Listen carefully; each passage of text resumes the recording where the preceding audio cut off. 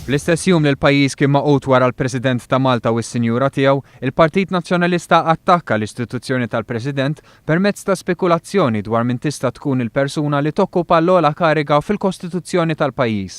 Nhar il-Ħadd il-kap tal-oppożizzjoni ma naqgħatx mal-President biex minflok mar l-Awstralja fuq vjaġġ imħallas minn miljonarju Malti Awstraljan.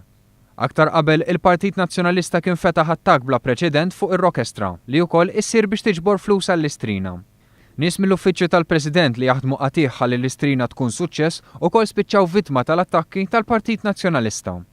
Il-Partit Nazzjonalista ilu sa mill-bidunet ta' din il-leġislatura jipprova jattakka lill-uffiċċju tal-President u l-istrina. Fil-fatt f'April li għadda l-Partit Nazzjonalista kien ippermetta messaġġi fuq ir-radju tiegħu biex partitarji nazzjonalisti jibbojkottjaw l-istrina. F'dak iż-żmien il-Partit Nazzjonalista kien attakka lill-President talli qara d-diskors li bih fetaħ il-Parlament. Dan ma kienx l-unika attakk tal-Partit Nazzjonalista fuq waħda mill-istituzzjonijiet tal-pajjiż. Fix-xhur li għaddew il-Partit Nazzjonalista attakka lill forzi Armati u l-Korp tal-Pulizija biex jimmina l-fiduċja tan-nies.